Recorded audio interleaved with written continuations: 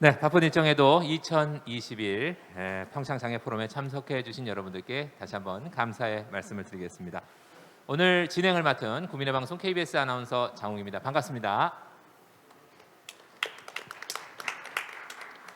네, 제가 예전에 그 방송을 통해서 한번 말씀드린 적이 있습니다만은 저도 그 10살 터울 있는 지적장애 사촌 동생이 있습니다. 그래서 이 장애인, 비장애인 뭐 차별 이런 거는 뭐 저는 전혀 그런 거 생각 없이 살았던 사람이고요. 그러다 보니까 KBS에 입사한 지가 벌써 21년이 넘어가고 있는데 그 중에 13년, 한 15년 가까이 장애인을 위한 프로그램을 진행을 자연스럽게 또 하게 된 것 같습니다.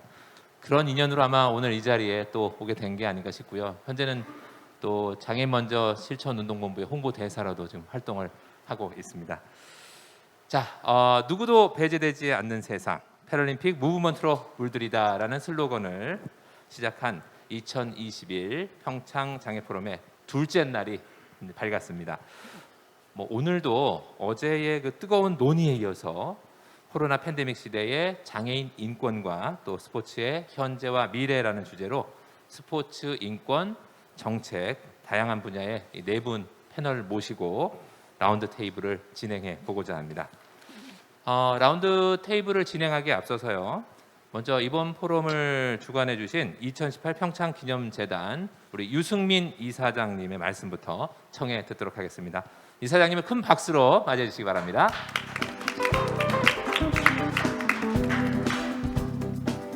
네, 안녕하십니까. 2018 평창기념재단 이사장 유승민입니다. 어제부터 계속 함께 하고 있는데요. 정말 어제도 느꼈지만 정말 이 깊은 감동이 매 순간 느껴지는 포럼인 것 같습니다. 특히 오늘 코로나 팬데믹 시대에 장애인 인권과 스포츠의 현재와 미래에 대해서 정계 그리고 체육계 및 학회 그래서 실질적으로 정말 관여가 돼 계신 일을 하고 계신 여러분들이 패널로 참석해 주셨는데요. 이번에 또 이렇게 사회를 맡아주신 장웅 아나운서님 감사드리고요. 그리고 의정활동에 바쁘신데도 불구하고 이렇게 멀리까지 와주신 장혜영 의원님, 네 그리고 어제 또 많은 얘기를 나누고 예행 연습을 했지만 우리 한민수 선배님 그리고 이혜림 님 그리고 최영걸 국장님께도 진심으로 감사의 말씀 드립니다. 이번 평창 장애 포럼의 의제인 장애 포괄적 사회 발전의 기본은 장애인 인권에서부터 시작될 수 있을 것이라 믿기에 다양한 분야에서 장애 포괄적 사회에 대한 논의를 할 이 자리가 굉장히 중요한 것 같습니다. 사실 오늘 이렇게 객석도 북적북적하고 하면 좋겠지만 여러 가지 방역 수칙을 지켜야 됨에 따라서 온라인을 좀 저희는 강화를 했고요. 어제도 많은 분들이 온라인을 통해서 질의응답도 해주시고 관심을 갖고 참여해 주셨습니다. 정말 오늘 이렇게 뜻깊고 중요한 자리에 참석해 주신 그 네 분의 패널리스트 그리고 우리 사회자님께도 다시 한번 감사드리고요. 오늘 이 자리를 빌어서 정말 모두가 평등할 수 있는 그런 분위기가 다시 한번 조성됐으면 합니다. 잘 부탁드리겠습니다. 감사합니다. 네, 우리 이사장님의 말씀 잘 들었습니다. 고맙습니다. 자, 다음으로 오늘 오전 라운드 테이블을 함께해 주실 네 분의 패널을 한 분 한 분씩 소개해 올리겠습니다. 소개될 때마다 박수로 환영해 주시면 감사하겠습니다. 먼저 한민수 대한장애인체육회 홍보위원님 모셨습니다. 장혜영 대한민국 정의당 국회의원님 함께해 주셨습니다. 이혜림 전 2018 평창 동계올림픽 대회 및 동계 패럴림픽 대회 조직위원회 접근성 프로젝트 매니저님도 소개해드리죠. 끝으로 최용걸 전국 장애인 부모연대 정책국장님 모셨습니다. 자, 오늘 네 분과 주제 발표 그리고 토론을 또 이어가도록 하겠습니다. 자, 그럼 먼저 대한장애인체육회 한민수 홍보위원님의 발제부터 청해 듣도록 하겠습니다. 박수로 맞이해 주시죠.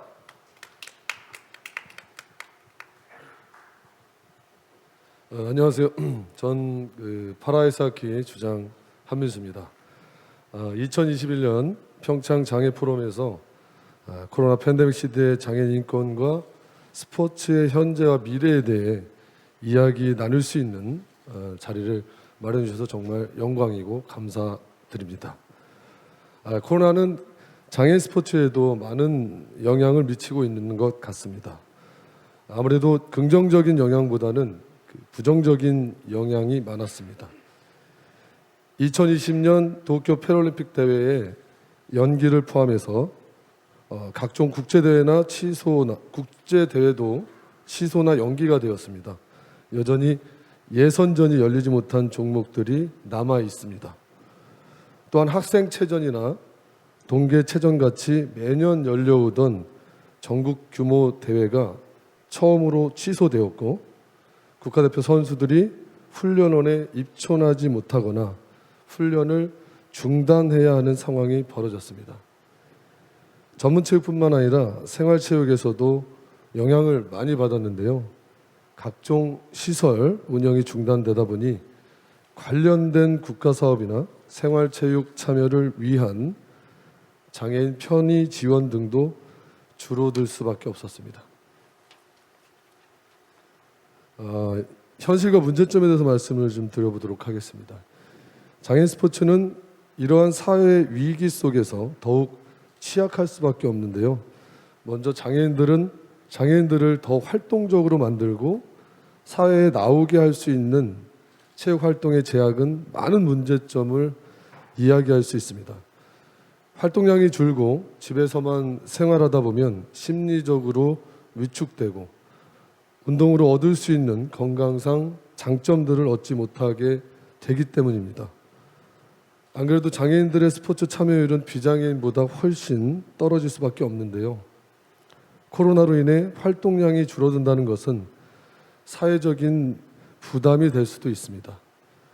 장애인들은 애초에 여러 이유에서 활동성이 적거나 스포츠에 참여하지 않고 있습니다.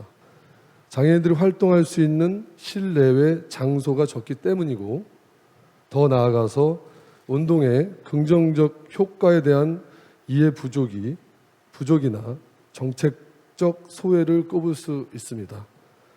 게다가 장애인은 운동하지 않았을 때 건강 문제에 더 많은 위험성을 가지고 있어서 의료비 등의 사회적으로 부담을 가중할 수 있습니다.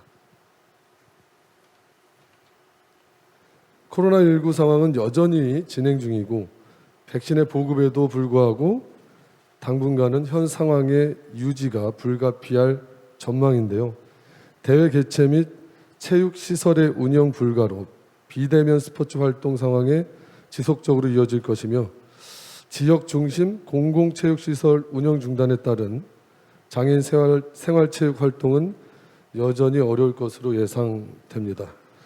전문체육도 마찬가지입니다. 저도 2018년도 평창 패럴림픽 동메달리스트로서 패럴림픽만 바라보고 훈련했던 시절이 떠오릅니다.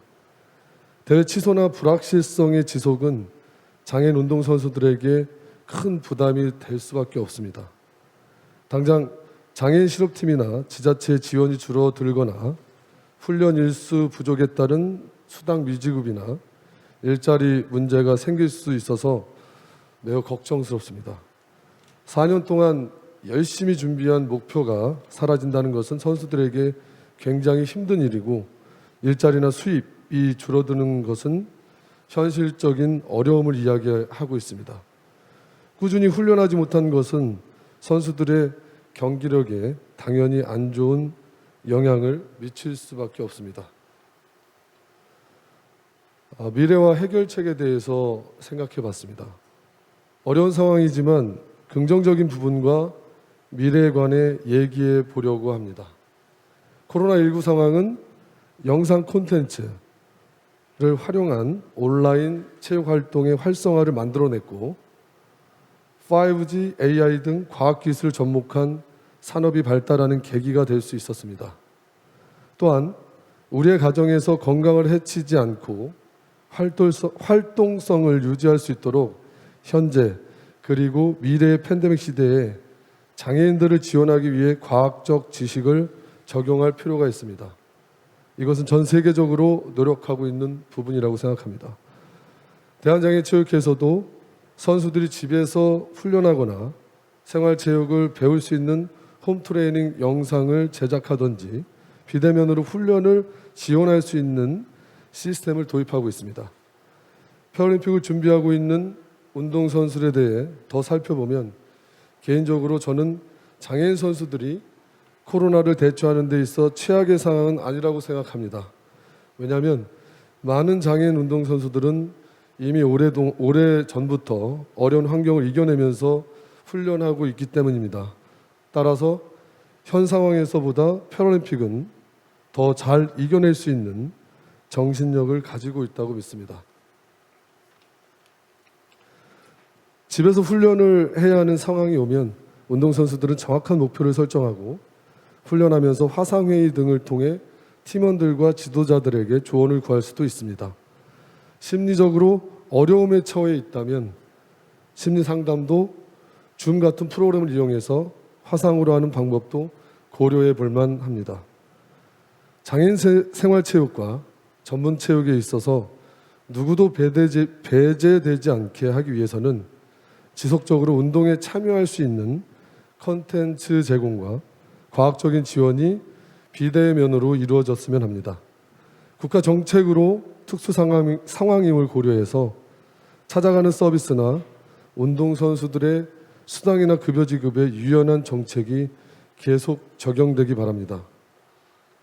어려운 상황이지만 때로는 이런 어려움이 새로운 관점을 제시하고 스스로를 돌아보고 운동기술에 대한 발전에 대한 아이디어를 줄 수 있는 시간으로 활용할 수 있다고 생각합니다.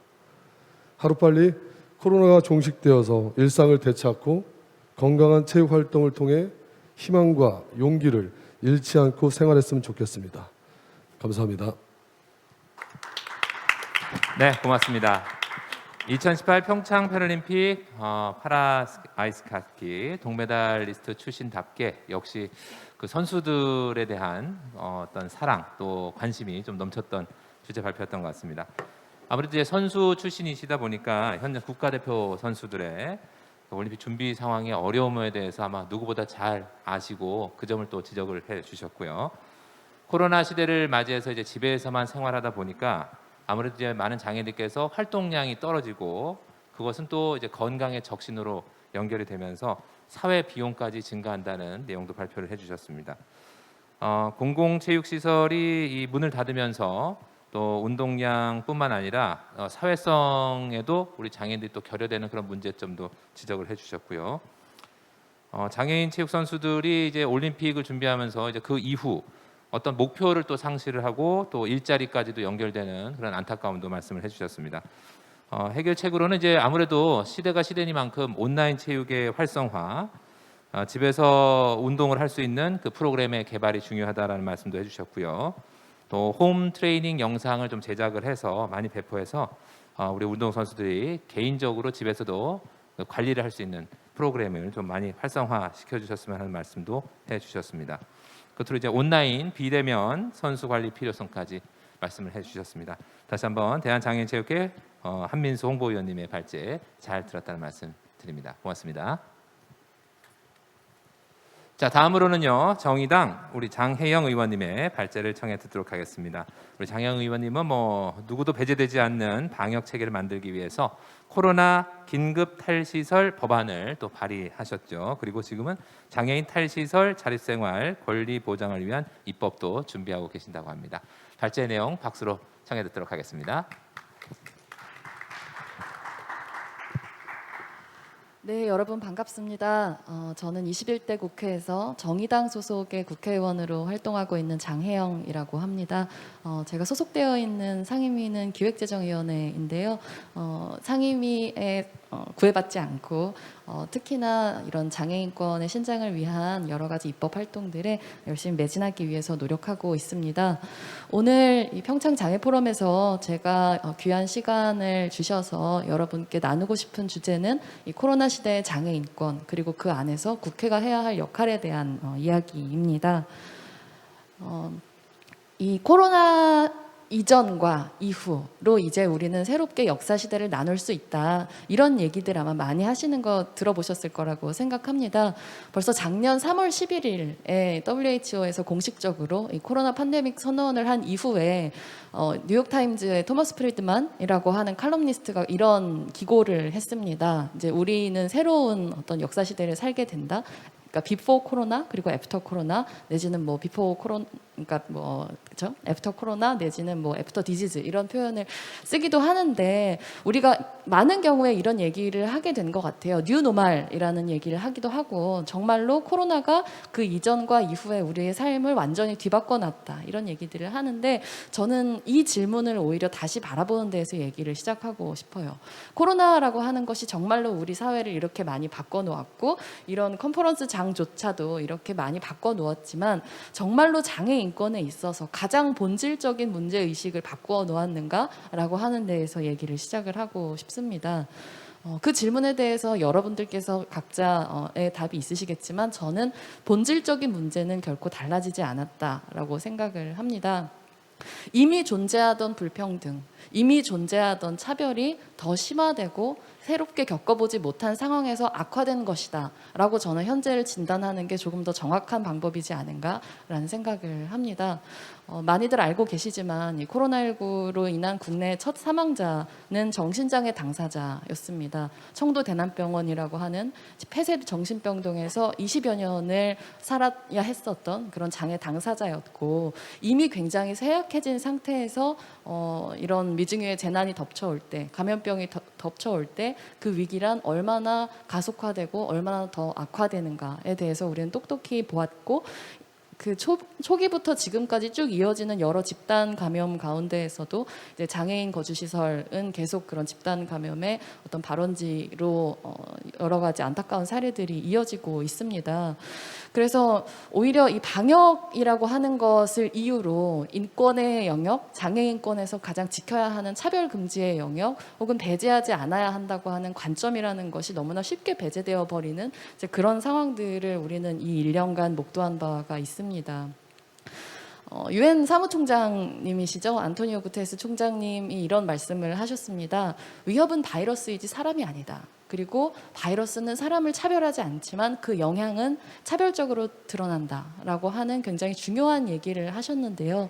코로나 이전에도 그리고 코로나 이후에도 장애 인권에 있어서의 문제는 차별이었습니다. 저는 이것이 가장 중요한 것이라고 생각합니다. 많은 사람들은 장애가 문제라고 얘기를 합니다. 그리고 조금 있다가 제 발표에서도 말씀을 드리겠지만 정부에서 제공한 이제 뒤늦게 다소 늦은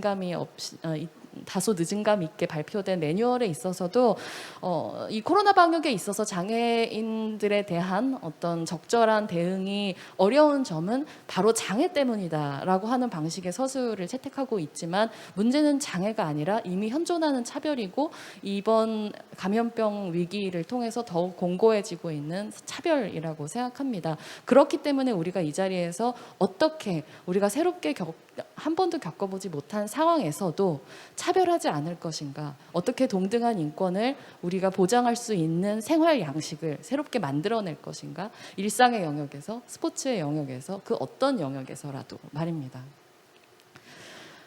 국제장애연맹에서 굉장히 적절한 코로나 대응 방안 10개 권고를 냈었습니다. 그래서 우리가 지금까지 어떤 대응을 했었는지에 대해서 이 10개 권고 가운데 4가지에 비추어서 말씀을 좀 드리고 싶습니다.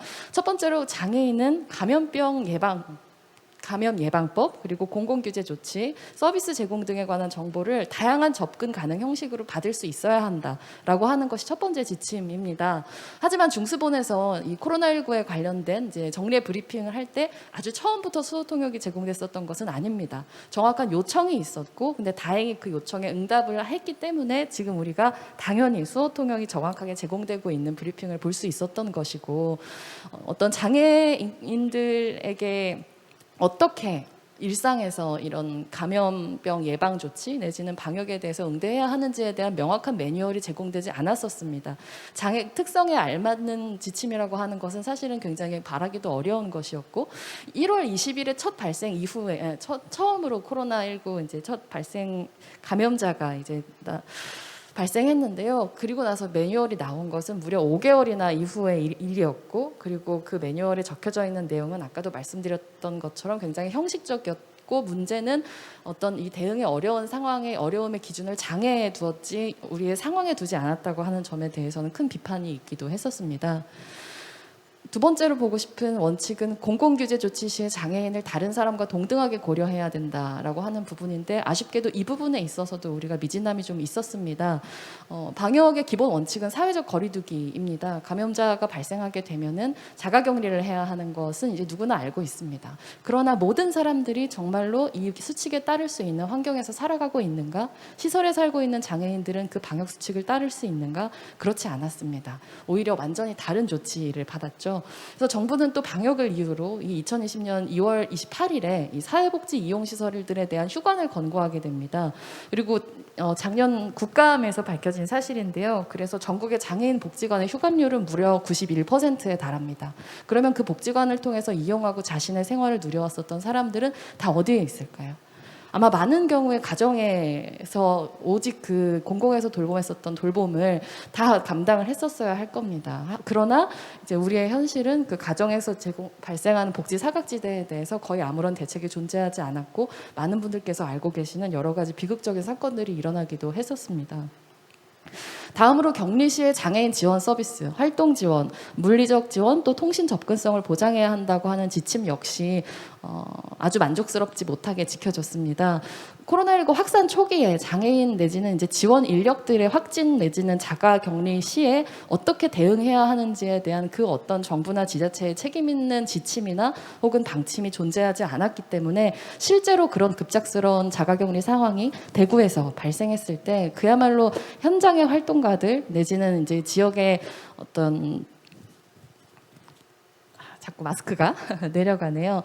네, 지역에 존재하는 여러 단체들이 급하게 자구책을 마련하고 시민들에게 도움을 요청해서 위기를 벗어난 경우도 있었고, 뒤늦게 도착한 지원 물품이라고 하는 것이 스스로 조리할 수 없는 상황에 있는 장애인들에게 생쌀, 배추 이런 것들이 가서 실제로 그것이 어떤 이런 어려움을 버텨내는 데 있어서 큰 도움이 되지 못하는 안타까운 상황도 있었죠. 그리고 가장 중요한 문제는 바로 이것입니다. 장애에 기반한 시설 수용 및 방임은 용납할 수 없다라고 하는 것입니다. 이건 너무 당연한 겁니다. 왜냐하면 방역의 기본은 사회적 거리두기이기 때문입니다. 하지만 장애인 수용시설에 있어서, 장애인 거주시설에 있어서 그 원칙은 완전히 거꾸로 적용됐습니다. 장애인 밀집 거주시설에서 집단 감염이 발생했을 때 보건복지부가 발표한 지침은 긴급 분산 조치와 자가격리를 지원하는 것이 아니라 코호트 격리 내지는 예방적 코호트 격리였습니다. 그리고 이런 정책은 매우 성공적이지 못한 것으로 드러났습니다.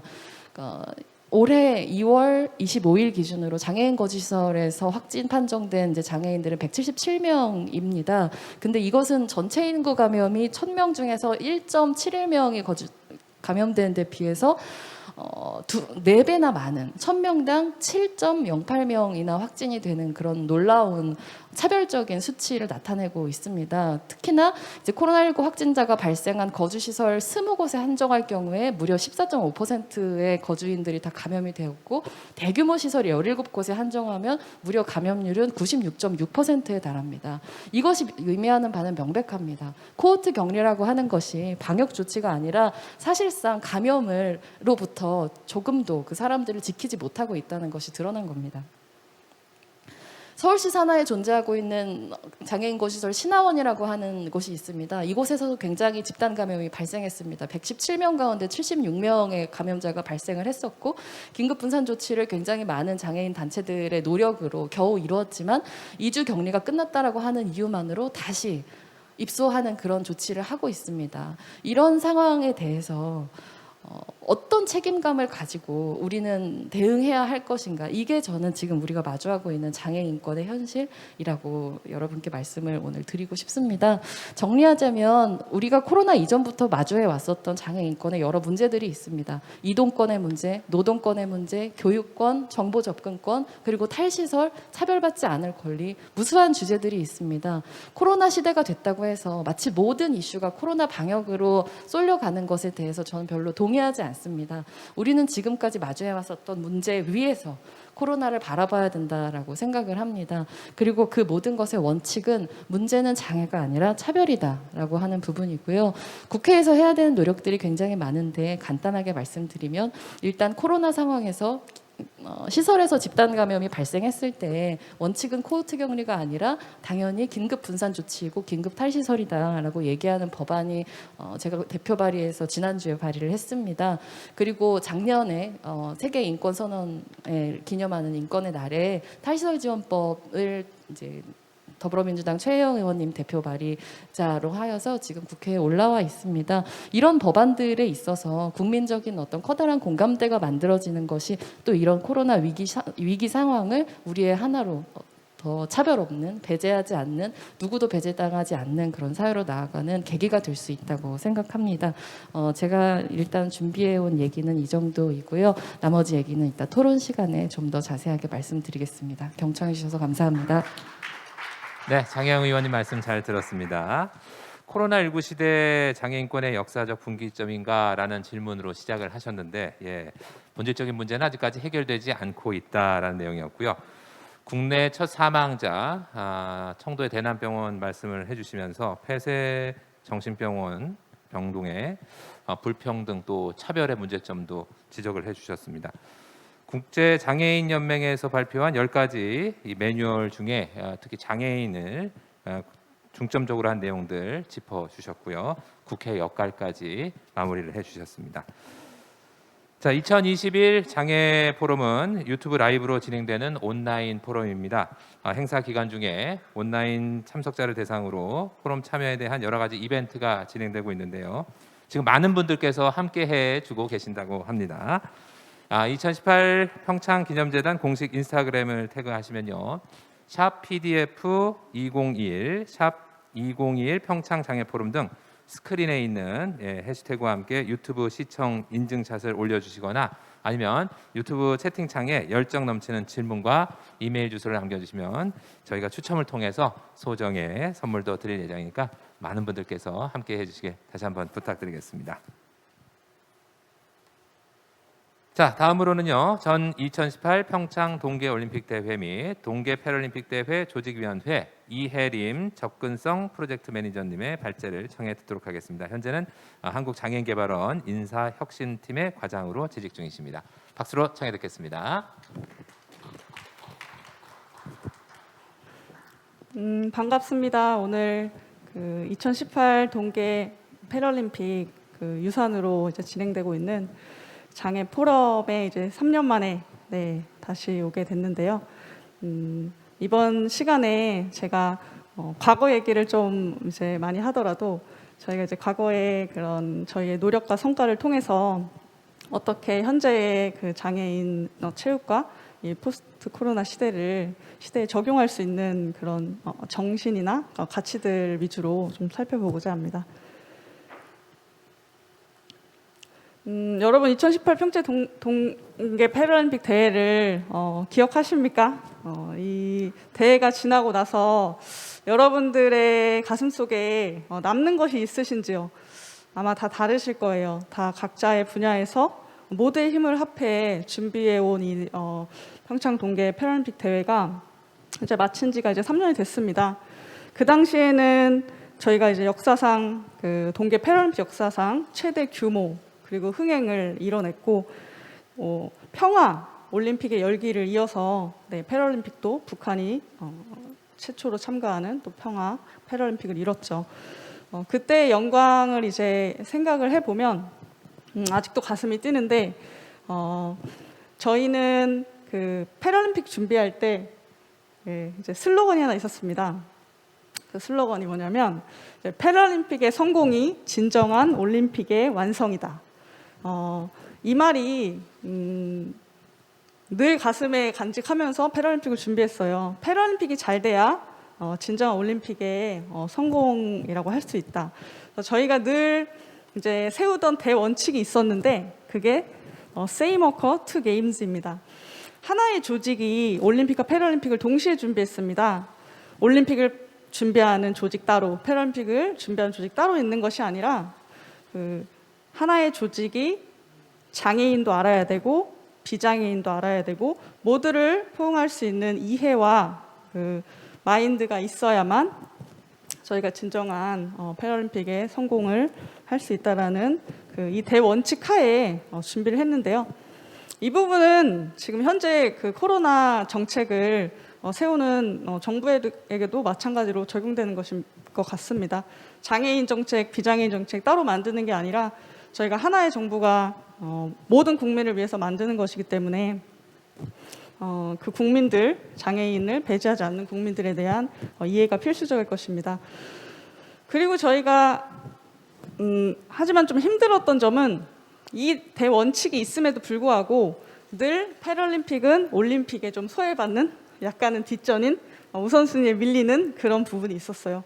그렇기 때문에 저희 4년 전에 개최 4년 전에 저희 패럴림픽 통합부가 이제 신설이 돼서 접근성 증진팀도 그 안에 있었습니다. 그래서 어떻게 하면 내부 이해 관계자들과 또 외부의 관심을 얻을 수 있을까 많이 노력을 했는데 참 이게 쉽지 않더라고요. 교육도 하고 홍보도 하고 이제 아무리 발버둥을 쳐도 참 차라리 포스트 코로나 정도의 관심이라도 좀 있었으면 나았을까라는 생각이 있을 정도로 이 패럴림픽은 뭐 죽고 사는 문제가 아니기 때문에 관심이 조금 덜 했던 것 같아요. 하지만 저희는 굴하지 않고 교육과 홍보를 지속해 나갔는데 교육과 홍보를 지속해 나갈 때 저희가 전략을 세운 것이 있었습니다.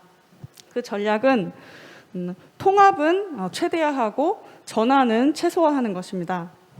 이 말은 이제 올림픽 때 계획을 세울 때부터 이제 패럴림픽의 그런 특정 사항들, 패럴림픽의 중요한 요소들을 함께 통합해서 먼저 계획을 세우고 하지만 올림픽이 끝나고 패럴림픽으로 전환될 때 예를 들면 선수구역 같이 꼭 변해야 하는 반드시 전환이 필요한 곳은 따로 챙겨서 전환을 하게끔 그래서 접근성 같은 경우도 처음부터 올림픽 패럴림픽을 고려해서 시설이나 서비스나 이런 것들을 갖추기 위해서 노력을 하였고 거기에 더불어서 우리가 그 장애 유형별로 또한 그 장애 통합을 위해서 하는 서비스는 별도로 세심하게 챙기려고 노력을 했습니다. 패럴림픽 때 3대 유산을 한번 뽑아봤는데요. 여러분들이 같이 동의를 해주셨으면 좋겠네요. 네, 패럴림픽이라는 이 그 국제적인 기회, 대회 기회를 통해서 장애인 스포츠의 저변 확대가 되었고 전문성이 강화되었습니다. 또한 공공이나 민간 시설, 특히 베뉴 주변으로 저희가 접근성이 많이 증진이 되었고요. 마지막으로 가장 중요한 유선이라고 생각되는 저희 패럴림픽 무브먼트의 확산입니다. 사회 통합과 인식 제고에 기여했다고 볼 수 있습니다.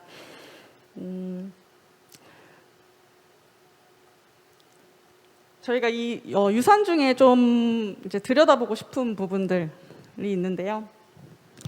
저희가 이제 개체도시 접근성 개선을 위해서 저희가 음식업주들, 숙박업주들 그리고 개체도시 공무원분들 대상으로 이제 인식 개선 교육을 진행을 하고 이제 정부에서 지원하는 그 시설 개선 프로젝트가 있었는데 민간 시설 같은 경우는 90%를 지원을 해줬어요.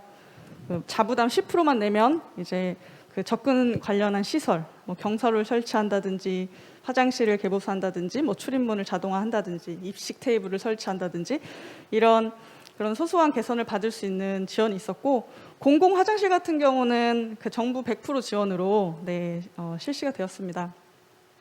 이 교육을 하면서 좀 에피소드들이 있었는데 그 부분은 이제 나중에 말씀을 드리고 넘어가도록 하겠습니다. 그래서 접근성이 개선된 그런 장소에는 저희가 굿 액세스라는 이런 표지를 붙여드려서 하고 강원도 지체장애협회 그 웹사이트를 통해서도 정보 접근성을 제공한 바가 있습니다. 이제 그 3대 유산 중에 제일 중요하다고 생각하는 이제 사회 통합이랑 인식 제고 부분인데요. 저희가 이제 학교 방문도 하고 이제 내부 직원 교육도 하고 외부의 이제 홍보의 여러 가지 활동을 통해서 진짜 남는 건 사람이다, 남는 건 우리의 마인드다라는 마음으로 이 패럴림픽을 거쳐간 선수뿐만 아니라 직원뿐만 아니라 패럴림픽 관중, 패럴림픽을 거쳐간 모든 사람들의 마음속에 아, 그래, 장애인을 정말 따로 보는 것이 아니라 아, 내가 있는 분야에서 다시 돌아갔을 때, 패럴림픽 끝나고 돌아갔을 때 이 부분은 적용을 하겠다. 장애인에 대해서 계획을 세우든 정책을 펼치든 저희가 그런 부분에 많이 신경을 써서 단순히 학생들에게 홍보하는 것뿐만 아니라 그 조직위원회 내부 직원들 전국에서 이제 그 파견을 오셨기 때문에 그 내부 직원들의 교육에 많이 신경을 썼던 것 같습니다. 그렇다면 지금 현재 그 장애인 체육의 실태를 좀 살펴보겠습니다. 2020년도 그 장애인 생활체육 그 실태 조사 결과가 최근에 나왔는데요. 그 완전 실행자라고 주 2회 회당 30분 이상 운동하는 그 장애인분들이 현재 24.2%, 네, 20년도 결과가 그랬는데 이 수치가 6년 만에 감소한 수치예요. 그 수치 자체는 그 0.7%포인트로 좀 그 소폭 감소했지만 실제로 이제 감소한 것뿐만 아니라 이제 운동 장소들이 아까 앞에서도 이제 말씀해 주셨듯이 집에서 주로 하게 되고 이제 공원에서 하게 되고 하지만 실제 이분들이 운동하고 싶어하는 곳은 공공이나 민간 체육시설이라는 거죠. 네, 하지만 이제 문을 닫는 기간이 오래되었고 사회적 거리두기가 지속되면서 또 어려움이 좀 있었습니다.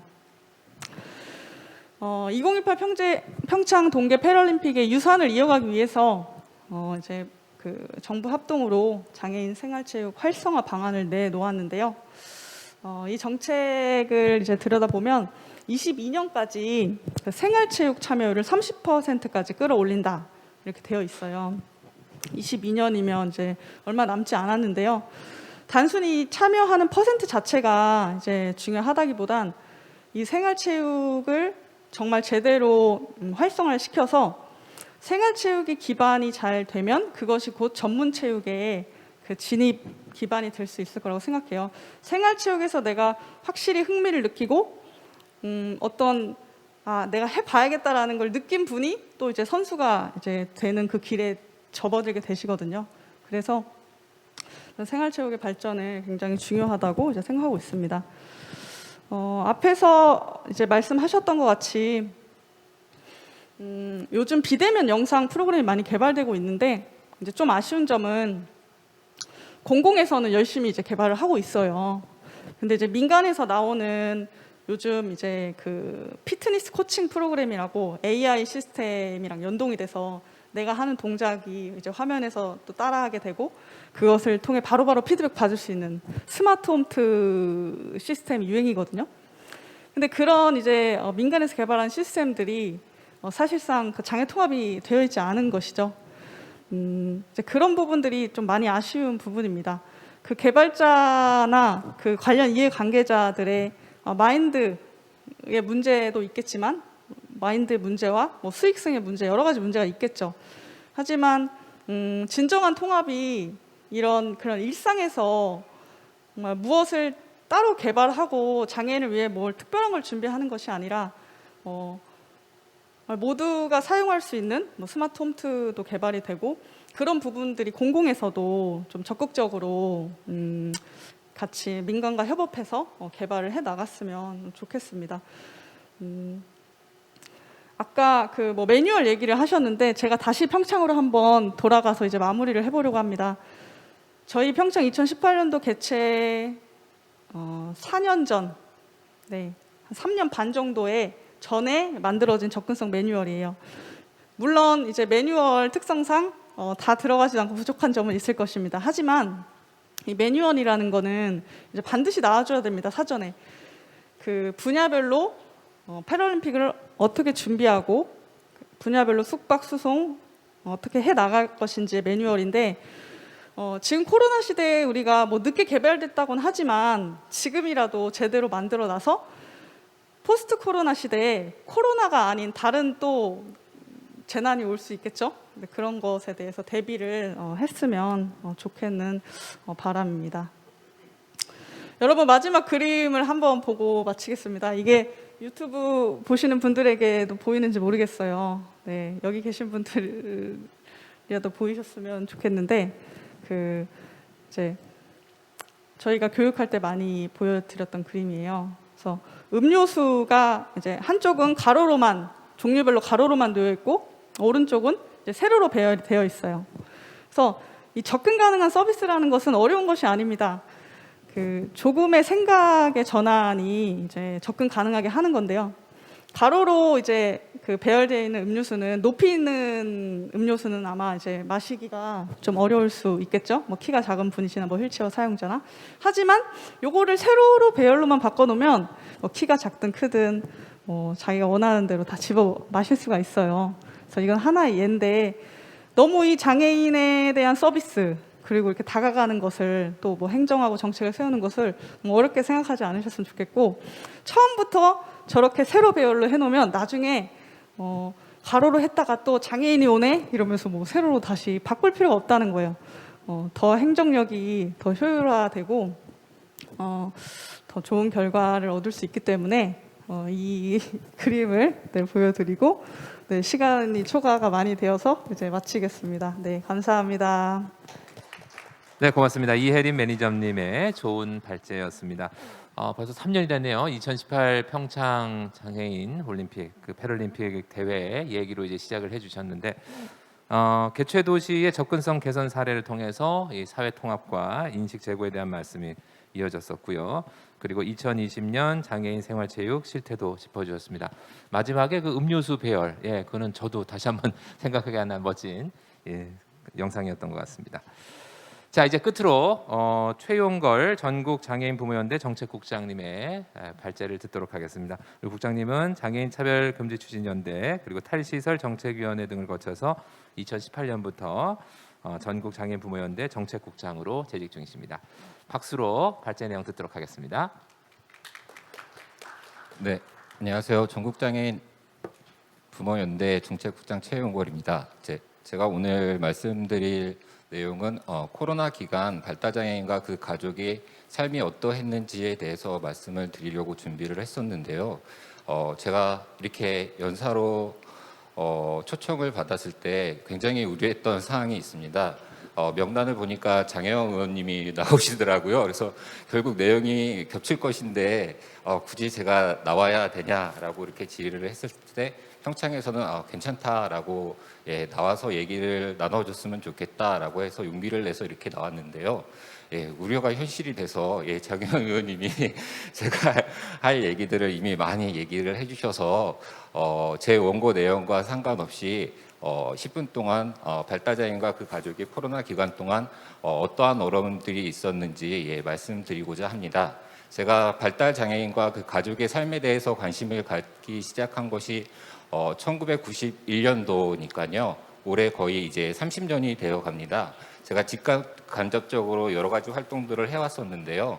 지난 30년 동안 해왔던 활동 중에 작년과 올해가 가장 어렵고 힘들고 그리고 좌절했던 그런 시기가 아니었나라고 생각이 듭니다.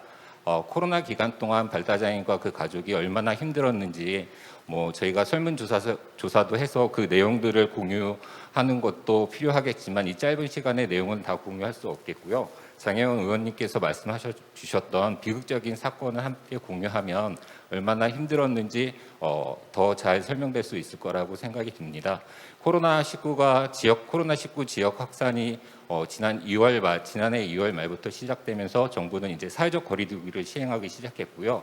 그에 따라서 각종 복지기관, 그다음에 교육기관들이 휴교관을 공고를 했습니다. 그래서 작년 내내 복지기관들이 휴관과 그다음에 운영을 반복하면서 이제 파행적으로 운영이 됐었고요. 그래서 그 복지기관들을 이용했던 발달장애인과 그 가족들은 서비스들을 거의 이용하지 못하고 발달장애인에 대한 지원이 거의 전적으로 부모나 가족에게 전가됐던 상황들이 지금까지 지속되고 있는데요. 작년에는 유독 언론을 통해서 발달장애인과 그 가족의 비극이 많이 보도되기도 했었는데요. 우선 지난해 3월 그리고 6월 발달장애 자녀를 둔 부모가 본인의 자녀를 살해하고 네, 본인이 자살하는 사건들이 있었고요. 그다음에 지난해 8월, 9월, 10월 발달 장애인이 추락사하는 사건들이 또 있었고요. 그다음에 지난해 12월 말에 부모님이 급한 용무로 잠시 집을 비운 사이 발달 장애 청소년이 화재로 사망했던 사건이 있었습니다. 또 지난해 12월 말 복지기관들을 이용하지 못한 관계로 부모님과 함께 집에서만 지내다가 답답해서 이렇게 산책을 하러 밖에 나갔는데 마스크를 쓰기 힘든 발달 장애인이셨어요. 그래서 사람이 없는 곳에서 산책을 하다가 실종되셔서 아직까지 찾지 못하고 있고요. 그다음에 올해 지난달 바로 지난달에 발달 장애 자녀를 둔 부모가 또 자살하는 사건들이 발생했습니다. 왜 코로나는 단지 1년 좀 넘은 기간인데 왜 이렇게 많은 발달 장애인과 그 가족들이 죽음이 이어질까? 라고 궁금해하실 것 같은데요. 사실 발달 장애인과 그 가족의 죽음은 단지 코로나 시대 때만 발생했던 것이 아니라 코로나19 이전에도 지속적으로 발생을 했었고요. 코로나 때는 좀 더 그 횟수와 그 정도가 더 많이 빈번히 발생하고 있는 것 같습니다. 그 이유는 바로 아까 장혜영 의원님께서도 말씀해 주셨지만 우리나라 발달 장애인 지원 체계의 문제에 있다라고 저희는 생각을 하고 있습니다. 코로나19 이전에도 발달장애인 지원 체계는 보통 사회복지라고 하면은 국가가 책임져야 하는 것이 분명함에도 불구하고 주로 가족이 책임지는 시스템이었습니다. 그래서 저희는 보통 코로나 때 많은 대응들을 하면서 용어들을 많이 만들고 있는 것 같은데요. 저희는 그거를 이제 가족 주도 지원 체계라고 이렇게 부릅니다. 대부분 공공 서비스를 약간의 시간만을 이용하고 대부분의 서비스들은 다 가족이 짊어져야만 했던 것이 코로나19 이전의 상황이었고요. 코로나19 때는 그 저그마한 서비스조차 다 문을 닫았기 때문에 가족이 전적으로 지원할 수밖에 없는 상황들이 발생을 했습니다. 그리고 또 코로나 이후를 상상해 본다고 한다면 전혀 바뀔 모습이 보이지 않는 거죠. 다시 코로나 이전으로 돌아가야 되고 코로나 이전으로 돌아간다고 했을 때에는 그 지원의 지금의 강도의 차이는 있겠지만 여전히 발달 장애인에 대한 지원은 부모나 가족이 전가해야 되는 부분들이 계속 발생할 수밖에 없기 때문에 이런 사건 사고들이 많이 발생하지 않았나라는 생각이 들고요. 발달 장애인의 지원 체계가 완전 180도 재구축되지 않는다면 이러한 어려움들은 발달 장애인과 그 가족들이 겪는 어려움들은 지속되지 않을까라고 생각됩니다. 그리고 마지막으로 그러면 과연 코로나 시대의 대책은 무엇이고 그다음에 장기적인 대책은 무엇인지 말씀을 드리면 코로나 시대에 정부는 긴급 지원 대책을 계속 발표를 했었고 올 1월에도 발표를 했었지만 그 대책들이 실효성이 떨어지는 이유는 기존 열악했던 발달장애인 지원 체계 내에서만 만들었던 지원 대책이기 때문에 그 실효성이 많이 떨어진다고 생각되고요. 코로나 시대의 가장 유일한 방법은 이제 백신 접종이 시작됐는데 발달장애인이 우선 접종을 받아야 되고 또 발달장애인을 지원하는 제공 인력이나 또 지금 현재 가족에 의한 지원이 절대적으로 필요한 상황이니까 가족들이 우선 백신 접종을 받고 그다음에 복지기관들이 코로나 이후에 문을 열고 정상 운영을 하는 것이 아니라 지금 당장 운영되는 것들이 필요하다라고 생각이 됩니다. 왜냐하면 발달장애는 장애 특성상 새로운 환경에 적응하는 데 어려움을 겪고 그 적응하는 시간들이 굉장히 오래 걸리기 때문에 코로나 이후에 만약에 다 끝나고 다시 서비스를 지원하겠다, 정상적으로 지원하겠다고 한다면 그 시간도 오래 걸리고 또 더 많은 지원들이 필요하기 때문이라고 생각이 들고요. 또 장기적으로는 발달장애 열악한 발달장애 지원 체계가 아주 새롭게 재구축되는 것들이 필요하다고 생각됩니다. 한 가지 예로는 발달장애인 권리 보장 및 지원에 관한 법률에 발달장애인 생활 실태 조사를 해야 하게 되어 있고 전수조사로 할 수 있게 되어 있는데 우리 사회에서는 발달장애인 실태 조사를 단 한 번도 한 적이 없습니다. 그래서 발달장애인이 어떻게 생활하고 또 무엇이 필요한지를 정확히 파악하지 못하기 때문에 지금 이렇게 정책이 열악할 수밖에 없지 않을까라는 생각들을 하고요.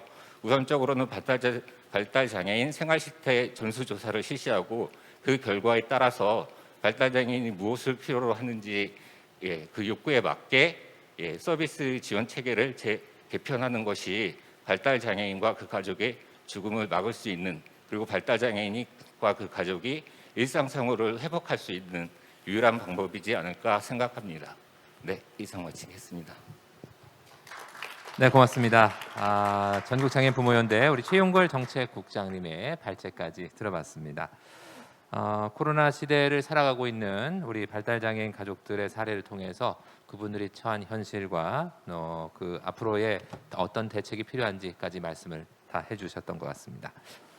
지금 줌으로 많은 분들이 함께 해주고 계신데요. 잠시 이분들과도 좀 인사를 나눠보도록 하겠습니다. 여러분 반갑습니다. 함께 해주셔서 고맙습니다. 네. 지금 이곳 현장에는 여러분들 모습이 또 모니터를 통해서 나가고 있는데요. 장애, 비장애, 그리고 장애 유형에 상관없이 정말 많은 분들께서 함께해 주신 모습 보니까요. 2021 평창 장애 포럼에 대한 여러분의 관심 그대로 느껴지는 것 같습니다. 자, 이제 네 분의 패널들의 발제는 다 들어봤고요. 이 의견들을 모아서 오늘의 종합 토론을 본격적으로 시작해 보도록 하겠습니다. 먼저 네 분께 가볍게 오늘 이 포럼에 참가하신 소감이 어떤지 좀 여쭤보도록 하겠습니다. 먼저 한민수 의원님. 예.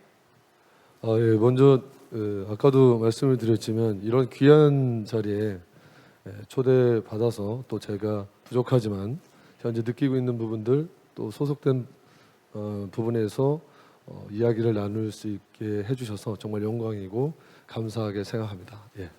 고맙습니다. 예. 장혜영 의원님도 한 말씀 해주시겠어요?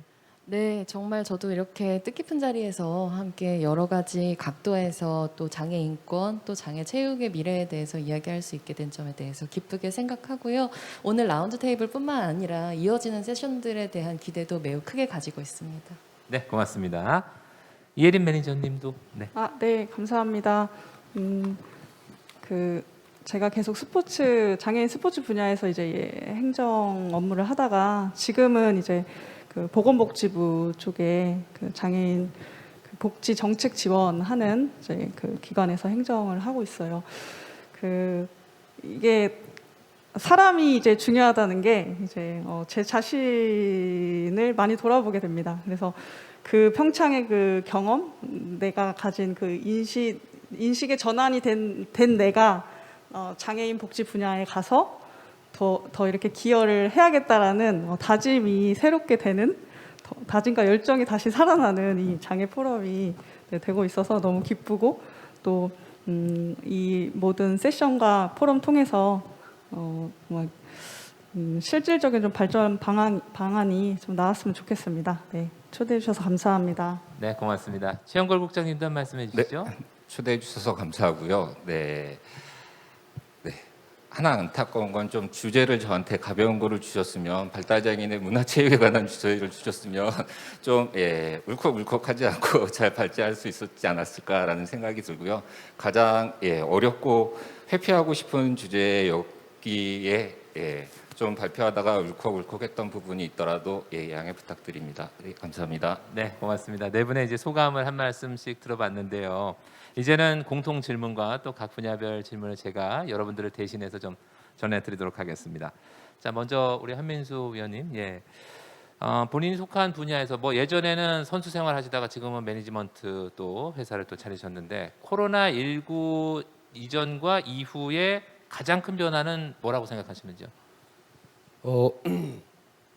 일단 모든 것들이 좀 문화체육 예술이 좀 단절된 느낌이 좀 들어요. 그리고 제가 지금 현재 작년 10월 말까지 대한체육회 그 전문지도위원으로 한 1년 정도 근무를 했었어요. 그리고 또 작년 2월 달부터 코로나가 시작되고 선수촌이 폐쇄되고, 그리고 촌 내 훈련도 못하는 상황들이 벌어지면서, 또 그전에 또 도쿄 패럴림픽도 연기가 되면서 선수들과 지도자분들이 굉장히 혼란스럽고 힘든 경험을 하셨거든요.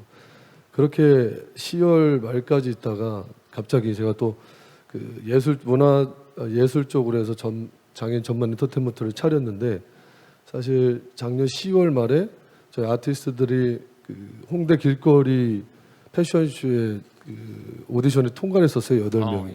근데 코로나 때문에 11월로 연기됐다가 올해 3월로 연기됐다가 그리고 4월 달까지 연기가 됐어요. 아, 그래서 지금 뭐 할 수 있는 게 아무것도 없고요. 단지 그냥 홈페이지를 통해서 많이 알리는 그런 일들만 하고 있는데, 그리고 또 현재 제가 한국체육대학교 대학원에서 장애인 체육을 전공하고 있는데 작년에 제가 그 입학을 했는데 오리엔테이션을 못했어요. 학교를 한 번만 갔던 것 같아요. 제가 그 학사를 사이버 대학을 다녀서 이번에 진짜 대학생 생활에 학교를 캠퍼스 다니면서 생활, 예. 예, 좀 꿈꿔왔는데 작년에 한 번 갔습니다. 아, 올해도 1학기를 또 비대면으로 좀 줌으로 영상으로 수업을 받고 있는데 집중력도 떨어지고 어제 이거 준비한 이 귀한 자리 준비한다고 그 까먹고 예. 수도 제대로 못하시고. 제가 또 학점이 좀 마이너스가 될 정도로 지금 이게 대학 생활을 하고 있는지 안 하고 있는지 네, 정말 혼란스럽습니다. 예. 그렇군요. 예. 장영 의원님도 그 코로나19 이후에 많은 또 변화를 겪으셨을 것 같아요. 특히 이제 국회의원이 되셨기 때문에 더군다나. 네, 어떻습니까?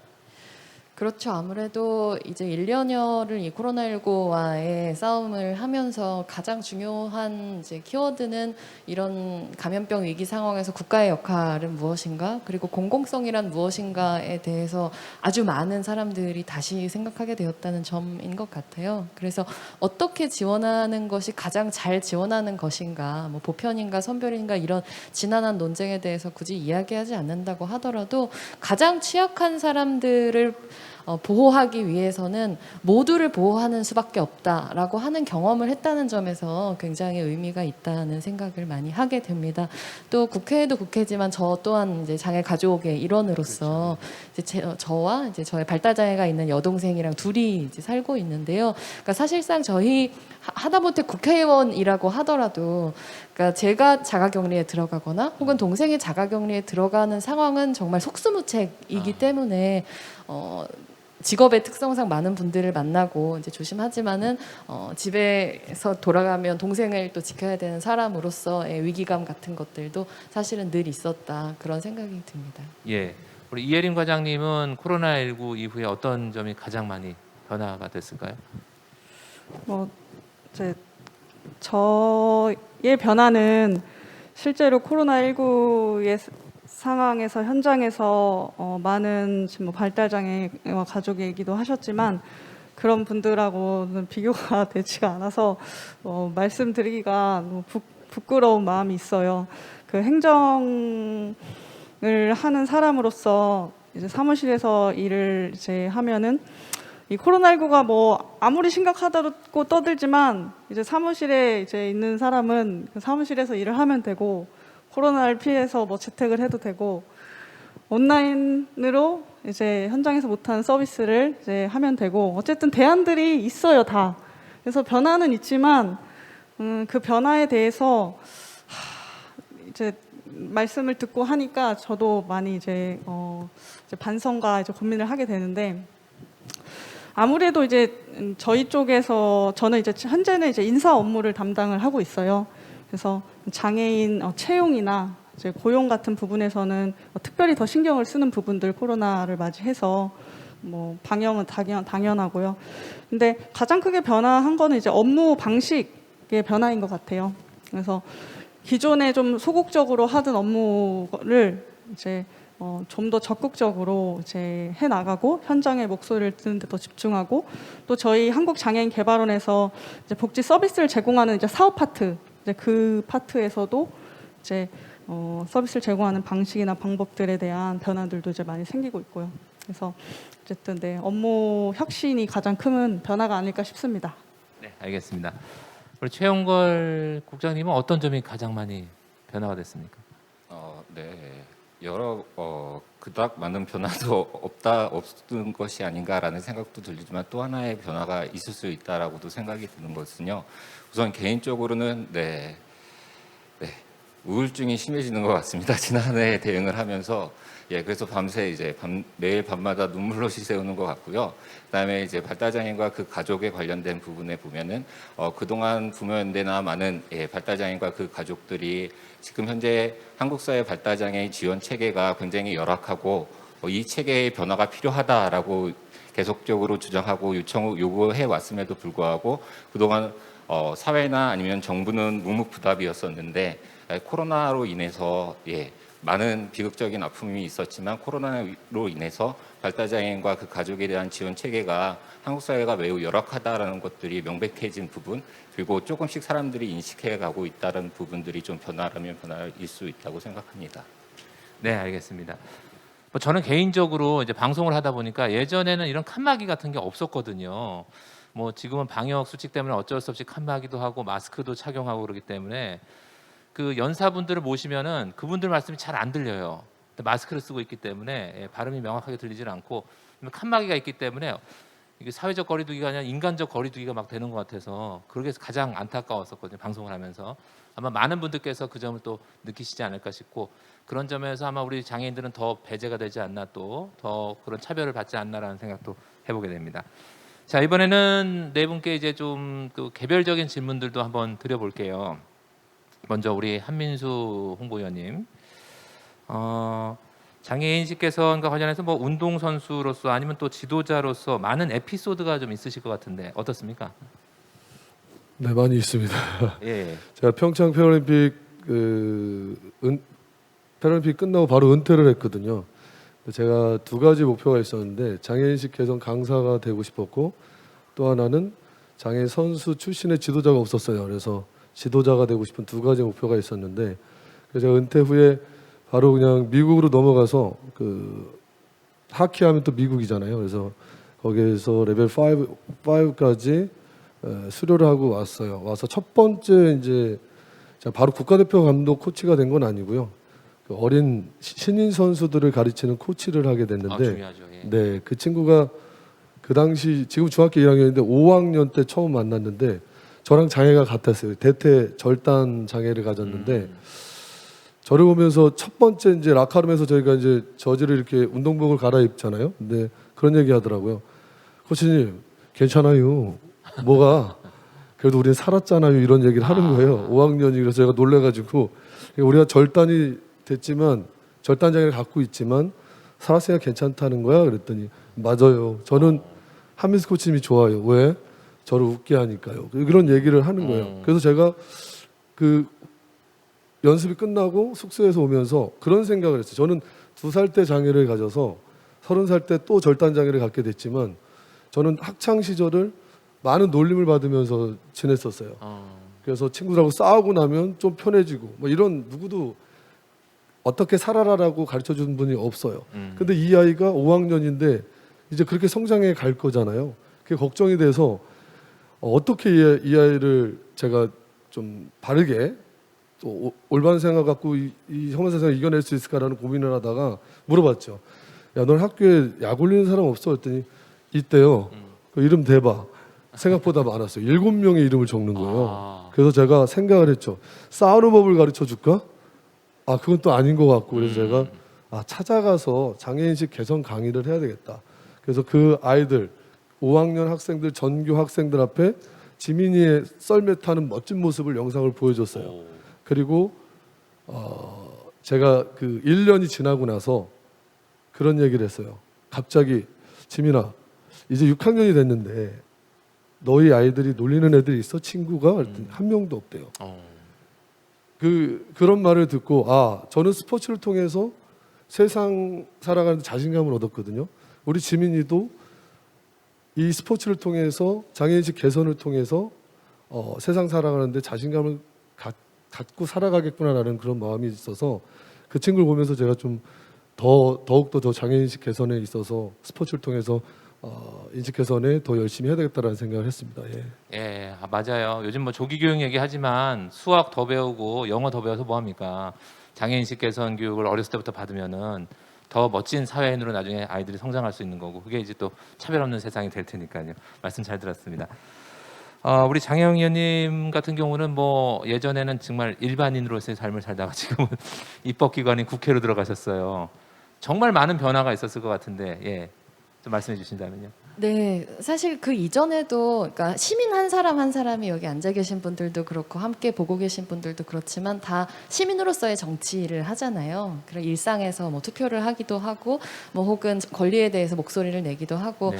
그런 식의 정치에서 정말로 어떤 대의 정치의 영역으로 가니까 많은 것이 달라졌는데 가장 많이 달라진 것은 같은 얘기를 해도 결과가 다르다라는 점이었던 것 같아요. 그냥 광장에서 이제 소리를 높이는 그러니까 예를 들면은 뭐 탈시설이 필요하다라고 얘기를 했었을 때는 그것이 어떤 광장에서의 목소리였지만 국회에 앉아서 동료 의원들 앞에서 탈시설이 필요합니다라고 이야기하는 것이 얼마나 실질적인 변화의 가능성으로 이어질 수 있는가에 대해서 이제 굉장히 감동스러운 부분들도 많이 있었고요. 이제 개인적으로는 이제 제가 너무너무 사랑하는 동생하고 지낼 시간이 너무 적어져가지고 저는 너무 아쉬운데 동생 입장에서 보면은 잔소리할 사람이 없어진 거기 때문에 매우 해피한 일이긴 할 것이다 뭐 그런 예. 생각을 합니다. 네, 그래요.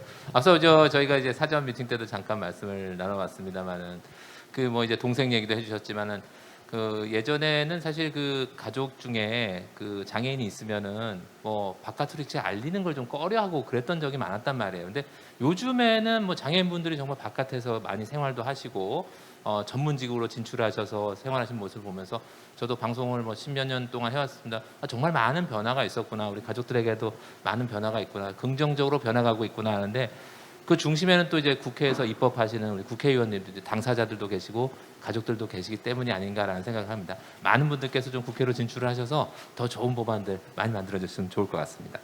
자, 이번에는 우리 이혜린 과장님께 좀 여쭤볼게요.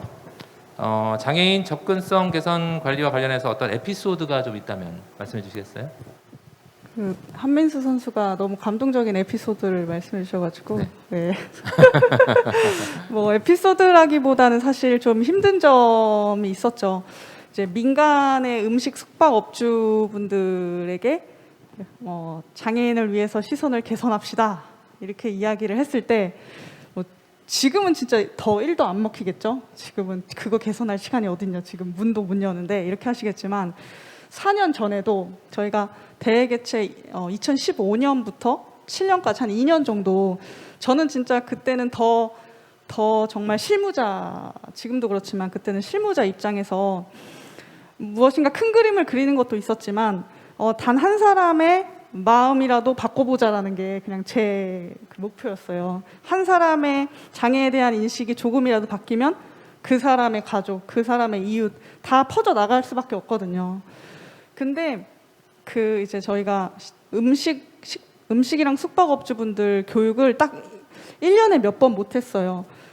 모이라고 하면 모일 수가 없어요. 장사하느라 그렇죠. 바쁘시고 맞아요. 그래서 의무교육을 뭐 위생교육이라든가 안전교육 그런 의무교육을 받으시거든요. 그럴 때 정말 딱 한두 번 정도 다 모이시면 기회다 하고 올림픽 뭐 서비스 등등 지원받으실 수 있는 거 막 다 설명하고 거기에 제발 우리 접근성 장애 인식 개선 제발 30분만 내달라고 협조를 구해서 그렇게 교육을 들어갔거든요.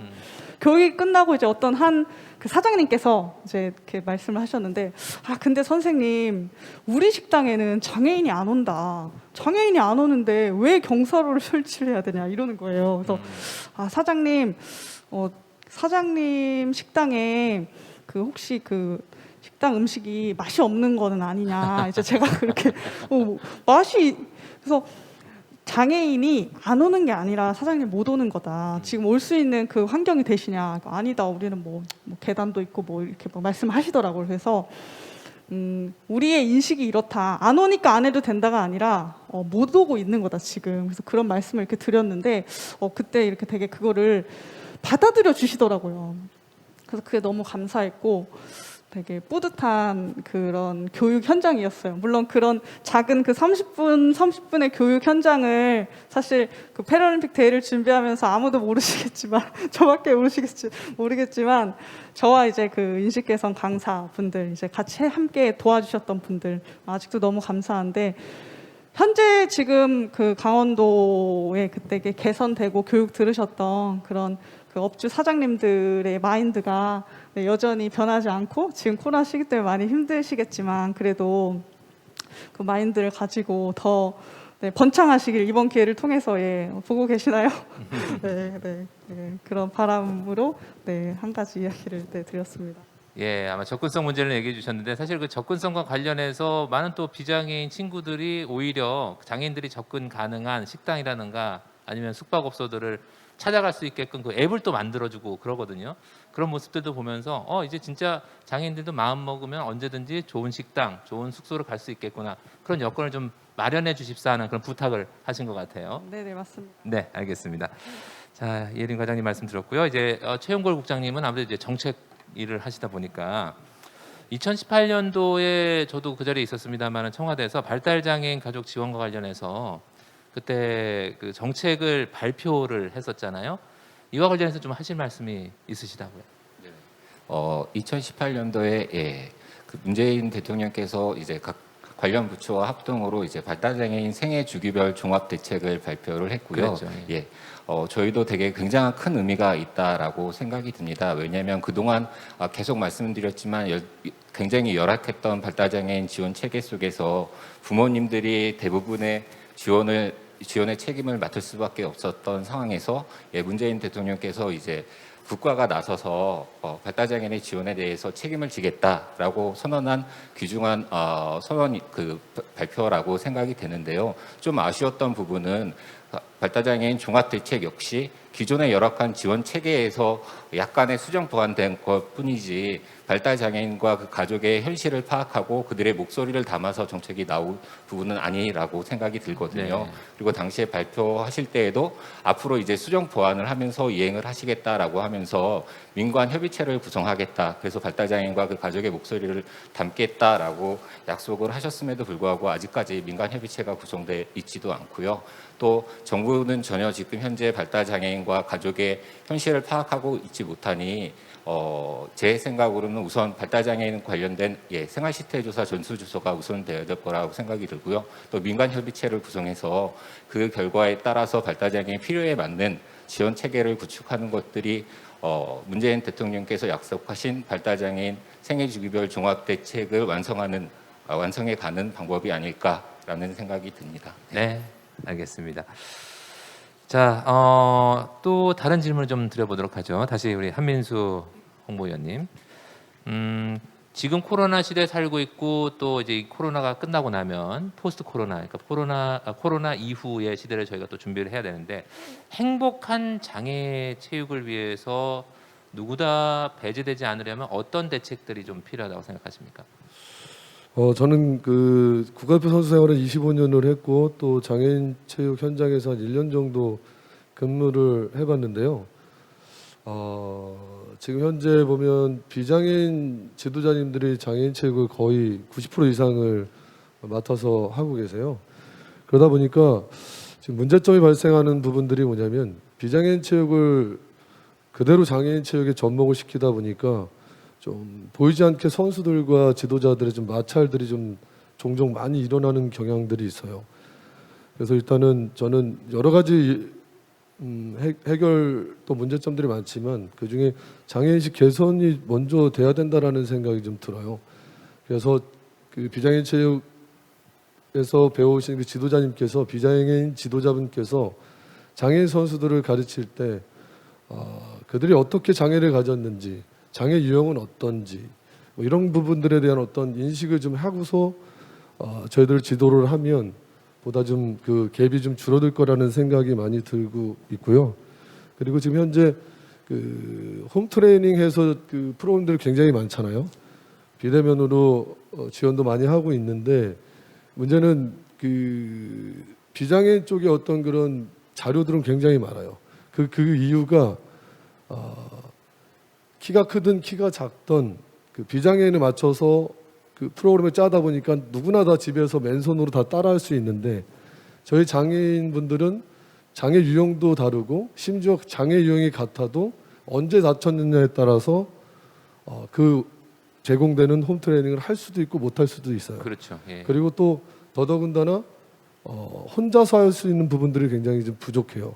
그 지금 뭐 17개 시도 체육회, 장애인 체육회에서도 많은 홈 트레이닝을 지원하고 있는데 조금 아쉬운 부분은 밴드로서 스트레칭 정도의 수준으로 하다 보니 어떤 근력 운동이 좀 부족한 부분들이 있어요. 그래서 저도 근무하면서 어떻게든 좀 더 근력 운동에 초점을 맞춰서 홈 트레이닝을 제작할까 했는데 많이 어려움이 있더라고요. 그래서 지금도 뭐 노력을 하고 계시지만 그런 영상을 또 잘 제공한다면 저희들이 또 장애를 가지면 활동을 더 못하게 되면 이 코로나 시대에 못하게 되면 또 면역력이 떨어지고 그러다 보면 또 건강에 더 악화가 되잖아요. 그래서 더 많이 관심을 갖고 찾아가는 서비스가 됐던 해서 좀 콘텐츠 개발과 장애인식 개선이 같이 좀 이루어져서 제공이 돼야 되지 않을까. 예. 그렇게 되면 행복한 더불어 같이 갈 수 있는 사회가 되지 않을까 싶습니다. 예. 맞습니다. 예. 좋은 말씀해 주셨는데요. 장영 의원님께 질문 드리려고 하는데 지금 유튜브로 질문이 좀 들어왔습니다. 그래서 그 내용을 좀 알려드리도록 하죠. 현재 국회 이제 2개 법안을 발의하셨다고 하는데 법안에 관해서 조금 더 자세히 설명을 들을 수 있을까요? 하셨습니다. 예, 좀 설명을 부탁드리겠습니다. 네, 앞서서 제가 마무리를 급하게 해서 그렇게 해주신 것 같은데요.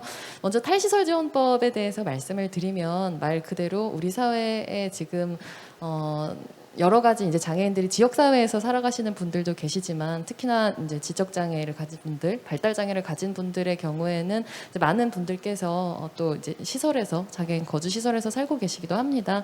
근데 누구나 자유롭게 지역 사회에서 살아갈 권리라고 하는 것은 사실 비장애인들의 특권이 아니라 모든 시민들의 당연한 권리여야 그럼요. 하기 때문에 어떤 시설 중심의 복지 정책이 아니라 누구나 지역 사회에서 살아갈 수 있도록 어떤 그런 존엄을 위한 탈시설이라고 하는 것을 이제 법률로 명문화하고 이제 10년 안에 그런 탈시설 정책이라고 하는 것이 제대로 자리 잡아서 모두가 지역사회로 돌아오고 또 지역사회에서 살아가는 장애인 분들이 다시는 시설로 들어가지 않을 수 있도록 하는 네. 어떤 기본적인 내용들을 담고 있는 법이고요. 그리고 긴급탈시설법은 정확히는 코로나 긴급탈시설법이고 감염병법 개정안인데요. 그러니까 지금 아까 잠깐 말씀드린 내용이 거의 맞는데 이제 긴급탈시설이라고 하는 것은 그러니까 시설 안에서 어떤 코로나19 이제에 감염된 확진자분이 나왔을 때 그 시설 안에서 살고 계신 분들을 이제 긴급하게 어떤 그런 개별적으로 그러니까 방역 조치에 걸맞는 그런 생활을 하실 수 있도록 공간적으로 또 물적으로 인적으로 지원해야 한다고 하는 의무를 담고 있는 그런 법안이고요. 그래서 아직도 이 코로나 상황이 지속되고 있는 상황에서 두 법안 모두 좀 신속하게 통과를 시키기 위해서 여야 막론하지 않고 초당적으로 여러 의원님들하고 의논하고 있다는 말씀드립니다. 예, 국회에서는 의원님들이 이렇게 노력하고 계신데 그러면 이것도 질문입니다. 국회에서 잘 통과될 수 있도록 우리 시민들이 할 수 있는 일에는 어떤 게 있을까요? 좋습니다. 네, 여러분들이 사실은 인식 개선에 대해서 말씀들을 많이 해주셨는데 결국은 대다수의 시민들이 어떤 생각을 가지고 있는지가 정말로 중요합니다. 많은 분들이 오해하시는 것이 장애인 정책은 오직 장애인만을 위한 것이다라든가 뭐 장애 가족만을 위한 것이다 이렇게 오해하시는 경우가 굉장히 많은데 사실 장애인을 위한 정책은 모든 시민을 위한 정책이죠. 그럼요. 네. 왜냐하면은 사회적인 위기라고 하는 것은 늘 약한 고리에서 시작되기 때문에 가난한 사람들, 뭐 연로하신 분들, 장애가 있는 사람들부터 무너지고 한 곳이 무너지면 그 위기는 결국에는 사회 전체의 위기로 이어지는 것이기 때문에 가장 취약한 부분을 튼튼하게 받치는 사회라고 하는 것 누구라도 실패하더라도 병이 들더라도 장애가 있다고 하더라도 그것이 나의 존엄을 침해하지 않는구나라는 확신을 가질 수 있는 사회가 되는 거거든요. 그렇기 때문에 이런 탈시설 정책에 대해서 탈시설이라고 하는 단어가 좀 낯설게 들리시는 분들도 있으시겠지만 만약 나의 삶이 그렇게 시설에서 언제까지나 다른 사람이 정해주는 삶의 곧 나의 삶이 되는 삶이라고 한다면 그 상상을 한번 해보는 것만으로도 누구도 시설에서 살지 않고 나와 같은 자유를 누리면서 살아야 하는구나라고 어렵지 않게 생각하실 수 있을 거예요. 그래서 이런 정책들에 대해서 많은 관심을 가져주시고 또 적극적인 지지를 표명해 주시는 것이 국회에서는 무엇보다도 큰 힘입니다. 네, 알겠습니다. 뭐 장애인이 편한 세상은 국민 모두가 편한 세상이라는 말 저희가 항상 하고 있습니다만은 뭐 일례로 지하철 엘리베이터만 해도 처음에는 이제 장애인들을 위해서 만들었지만 지금 뭐 유모차를 쓰시는 분들, 노약자분들 다 함께 사용하고 계신 거니까 이게 뭐 국민의 질이 전체적으로 올라가는 일이거든요. 그러니까 꼭 참고해 주시기 바랍니다. 자, 이혜린 과장님께 이번 좀 여쭤볼게요. 예. 코로나 시대에 뭐 앞서 이제 잠깐 우리 한민수 의원님이 말씀해 주셨습니다만은 행복한 장애인 체육을 위해서는 또 어떤 대책이 좀 필요하다고 생각하시는지요? 행복한 장애인 체육을 위해서 뭐 제도적으로 뭐 서비스 방법적으로 바뀌어야 될 세세적인 것들이 이제 있는데 그것보다 그 장애 체육 혹은 장애계에 있는 분들만 열심히 해서는 안 된다라는 그럼요. 생각이 들어요. 패럴림픽을 준비하면서 가장 크게 들었던 생각이 이 패럴림픽에 물론 부족한 점도 많았지만 성공 개최와 그리고 이런 유산을 남길 수 있었던 이유는 모두가 힘을 합했기 때문이에요. 모든 부처가 힘을 합했고 장애 쪽뿐만 아니라 다른 분야의 뭐 민간이든 뭐 이해관계자든 모든 분들이 힘을 합쳤을 때 그게 이제 이루어진 거였어요. 그렇죠. 코로나도 당연히 마찬가지죠. 이게 뭐 어떤 우리가 장애 쪽만 목소리를 낸다고 해서 되는 것은 아니니까. 그 한민수 선수 그리고 뭐 그 의원님께서도 이제 그 인식 개선 이제 말씀하셨는데 저는 우리 행정하는 분들의 인식이 네, 가장 먼저 바뀌어야 된다고 생각합니다. 근데 그 행정하는 사람들이 이제 장애인 뭐 복지과만 바뀌어야 돼 이게 아니라 정말 그 저희가 패럴림픽 준비할 때도 한 1000여 명의 공무원분들이 이제 파견을 오셔가지고 왔다 갔다 하시면서 이제 같이 준비를 하셨거든요.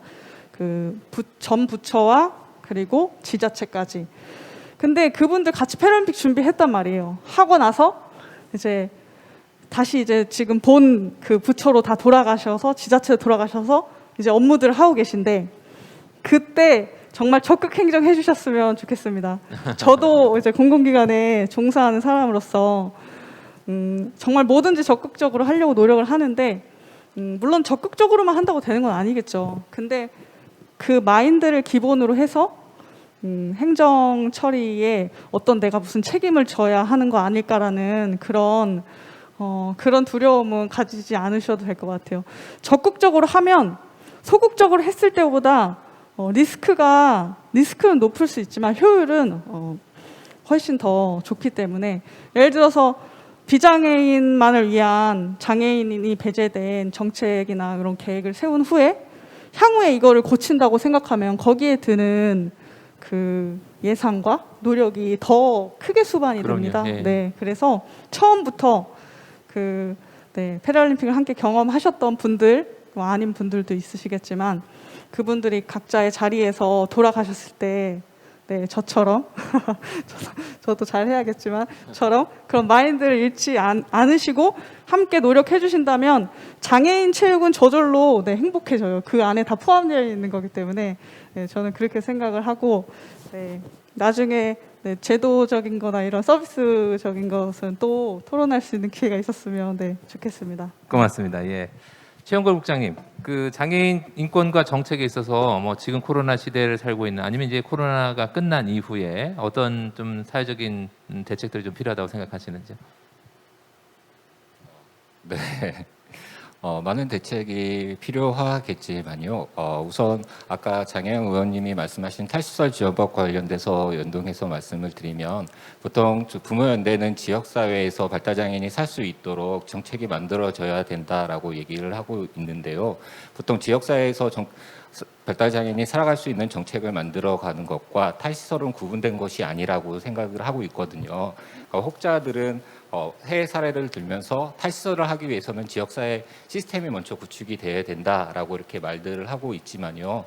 한국은 제가 예전에 10여 년 전에는 탈시설 운동을 했었는데요. 그때 복지부에 탈시설 정책이 필요하다 요구를 했을 때 복지부의 답변은 지역사회 시스템 구축이 먼저다라고 얘기를 했습니다. 10년이 지난 지금도 아직까지 지역사회 시스템은 만들어져 있지 않거든요. 그래서 한국은 해외와는 좀 다르게 접근하는 부분들이 필요하고 탈시설과 발달장애인이 살 수 있는 지역사회 시스템이 동시적으로 만들어져 가야 된다라고 생각이 듭니다. 그래서 지역사회 발달장애인 정책과 탈시설은 분리된 것이 아니고 함께 가는 부분이라는 것들이 그런 인식들이 필요하지 않을까. 이러한 작은 인식의 공유부터 시작돼야 발달장애인 정책이 좀 더 발달장애인 친화적으로 그리고 발달장애인이 지역사회에서 살아갈 수 있는 시스템을 만들 수 있지 않을까라는 생각을 하게 합니다. 네. 네, 알겠습니다. 자, 이제 끝으로 네 분께 공통 마지막 질문을 좀 드리면서 마무리를 할까 합니다. 2018 평창 패럴림픽 대회의 유산인 이 평창 장애 포럼의 역할과 또 발전 방향이 어떻게 돼야 된다고 생각하시는지요?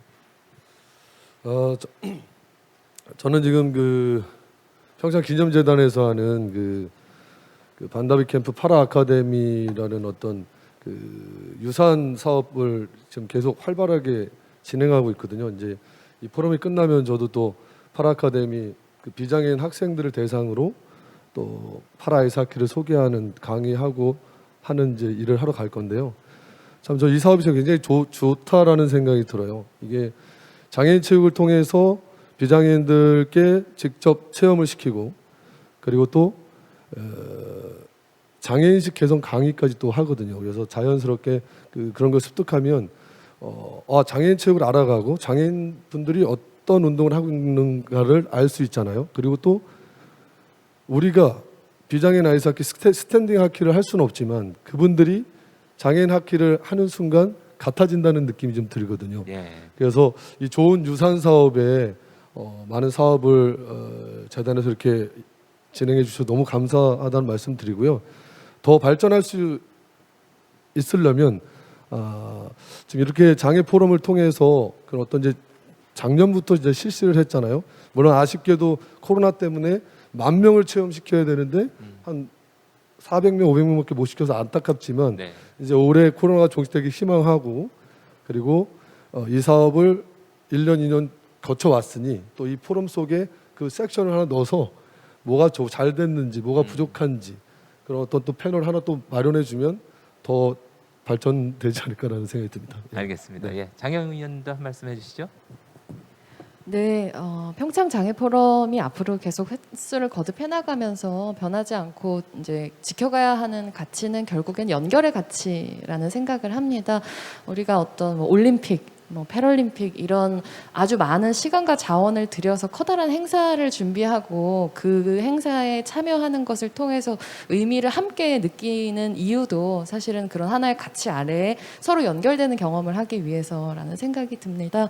그래서 지금은 또 코로나이지만 내년에는 어떤 주제로 우리가 다시 모이게 될 수 있을지 아무것도 예측할 수 없잖아요. 이제 그렇기 때문에 더더욱 한 분 한 분과의 연결, 같은 주제, 어떤 장애인 인권 그리고 행복한 장애 체육 이런 주제들 안에서 지속적인 연결이 계속 되어가는 것이 무엇보다 중요하다는 생각을 많이 합니다. 귀한 시간 내주셔서 정말 감사했습니다. 고맙습니다. 자, 이혜림 과장님, 예, 역시 평창장애 포럼의 역할과 발전 방향에 대해서 한 말씀 해주신다면요. 네, 그 의원님께서 중요한 말씀 해주셨는데 연결. 네, 저희 슬로건 있었잖아요. 스포츠 커넥티드, 피플 커넥티드. 저희 늘 외치던 그 평창 그 가치였어요. 저는 내년부터는 과감히 제안을 해보자면 이 평화 포럼과 장애 포럼이 함께 열렸으면 좋겠습니다. 이것부터가 지금 분리가 되어 있는 느낌이에요. 제가 보기에는 올림픽과 패럴림픽이 한 베뉴에서 한 기간에 함께 열리면서 누구는 올림픽만 준비하고 패럴림픽 준비하는 것이 아니라 이 포럼도 올림픽 저 평화 포럼 보니까 엄청나게 많은 막 저명한 그런 분들 많이 오셨더라고요. 근데 이제 제 관심은 패럴림픽이 있으니까 이제 패럴림픽 들어보게 되죠. 이것처럼 올림픽에 있는 사람들에게도 패럴림픽을 생각하게 해야 돼요. 이 포럼을 통해서 잊지 않고. 그리고 장애인에 대해서 내가 있는 그 올림픽 분야 혹은 그 비즈니스 분야에서 어떻게 장애를 통합하고 할 것인가를 고민하게 해줘야 되거든요. 저희가. 그래서 내년부터는 통합으로 좀 진행했으면 하는 큰 바람이 있는데 기념재단 여러분 죄송합니다. 네, 그리고 한민 선수께서 말씀하신 지금 이제 유산 사업을 기념재단에서 활발하게 하고 있어요. 장애 인식도 있고 스포츠 그 저변 확대도 있는데 내년쯤이면 이제 오늘은 제가 그때의 성과를 발표했지만 내년에는 이 유산의 성과를 좀 들을 수 있는 시간도 있으면 좋겠습니다. 발표해 주세요. 네, 잘 들을게요. 네. 잘 들었습니다. 네, 끝으로 우리 최용걸 국장님. 네. 그러니까 평창 장애 포럼이 지속됐으면 계속 이렇게 유지됐으면 좋겠다는 바람이 있고요. 또 하나 이렇게 귀한 장애인의 삶에 관한 여러 가지 스포츠나 여러 가지 삶에 대한 이런 의제들을 여기서 발표를 하고 함께 나누는 시간들이 지속됐으면 좋겠고요. 우리만의 잔치가 아니라 혹 가능하다면 정부 관련 부처 에서도 나와서 함께 논의하는 장들을 마련해 보는 것도 좋은 방법이지 않을까라는 생각들을 해보게 되었습니다. 네. 네, 고맙습니다. 자, 오늘 이렇게 2021 평창 장애 포럼 라운드 테이블에 참여해 주신 우리 줌으로 참여해 주신 분들, 유튜브로 참여해 주신 분들께도 다시 한번 감사의 말씀드리고, 특히 오늘 함께 해 주신 이 네 분께 다시 한번 감사의 말씀을 드리겠습니다. 고맙습니다. 네. 네, 이것으로 2021 평창 장애 포럼 라운드 테이블 모두 마치도록 하겠습니다. 지금까지 진행인 국민의 방송 KBS 아나운서 장홍이었습니다. 고맙습니다.